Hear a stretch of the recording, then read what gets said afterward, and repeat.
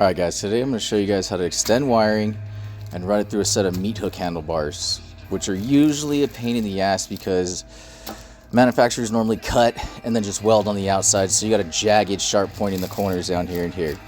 So I'm going to show you guys how to extend the wire and run it through the bars as easy as possible. Before we get started, there's going to be a few things that you're going to need. First and foremost, you need these quick connectors. You can get them on Amazon. You specifically need the red ones, but what they do is they solder, shrink, and seal all in one shot with a heat gun. Super awesome. Next thing you're going to need some 3/8 mesh wire loom. I got this on Amazon. I think it was like 25 bucks for like 100 feet. You need a little bit of 1/2 inch marine grade shrink tube. Specifically has to be marine grade. A heat gun, a pair of wire cutters, and my personal favorite, Bubbles the wire strippers. Alright, so we have our controls and our fly-by-wire from a 2015 roadking. First thing I always do is take this rubber sheath off of everything. I leave usually about 1 inch of it up here, and you'll see why later on in the video, but all of this rubber sheathing needs to come off. So you can go ahead and cut off your ends. Most standard extension kits come color-coded, so you don't really have to worry about the wire colors. A couple important things: stagger the different lengths of the wire with your extension so you don't have all your connectors bunched up together. Also, if you got these red and black tracer wires, they have to be twisted like this, so do not untwist them no matter what. You can cut the controls off, but do not cut the fly-by-wire. Now it's time to bust out Bubbles and start stripping the ends of all of these wires. You should only strip about 1/8 to 1/4 of an inch off of each wire. That way they can meet in the middle in the solder inside the connector, and you'll get a good solid connection. Okay, so the way these connectors work is you have to bring one end of the wire into the solder and bring the other end you're trying to connect also into the solder. Then when they both meet in the middle, that's when you hit it with the heat gun.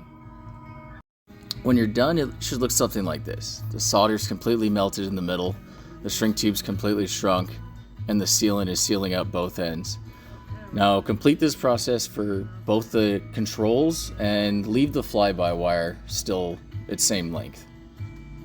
Alright, now if you've done this right, you should have all of your connectors staggered and all your wires still the same length. Next thing we're going to do is figure out how much of the mesh loom we need. So I usually leave about 2 inches at the bottom, follow it all the way up around my wire until we get to that piece of rubber loom that we left, and go over it by about 1/2 inch. Next we're going to take our marine grade shrink tube and we're going to run it up over the loom and run it up so it overlaps the mesh loom and the rubber that we left from earlier. Now this part's kind of hard because you have to shrink that while not melting the loom at the same time.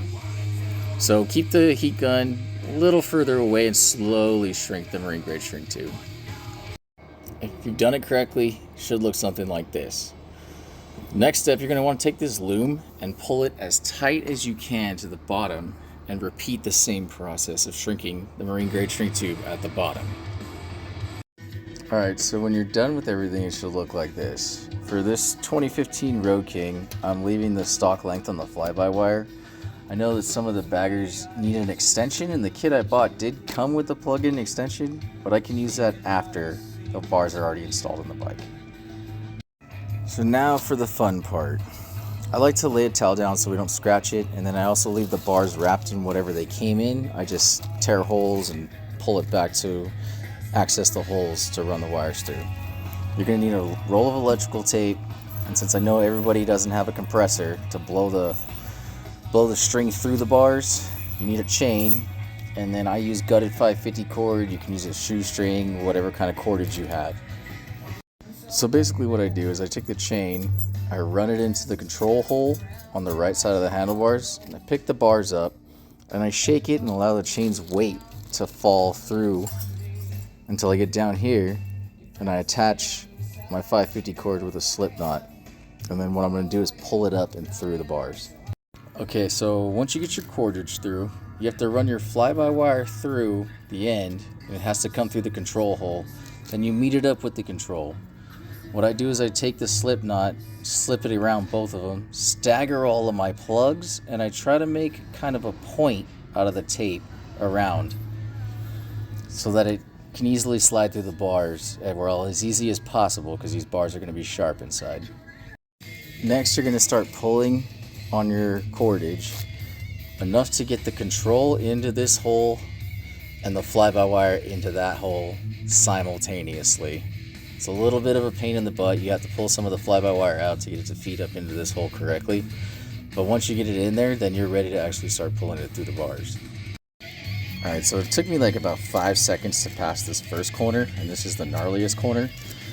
The reason why I use this mesh stuff is because once you pass that corner, this mesh slips over those sharp points on the inside way easier than that factory rubber.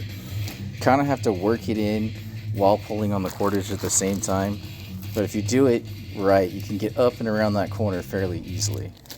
Like, I'm not kidding, that probably took me about 5 minutes to work the wiring over this sharp point, over this sharp point, and get both of them out of the end at the same time. So just so you guys have an idea how well this stuff slides over these sharp corners, I could just pull it out and push it back in pretty much. This side took me probably about 20 seconds. Look, that's me pulling it with one hand back into the bars. Slides right over, no problem. So that's it, guys. Follow and like if you want more tips and tricks in the trade.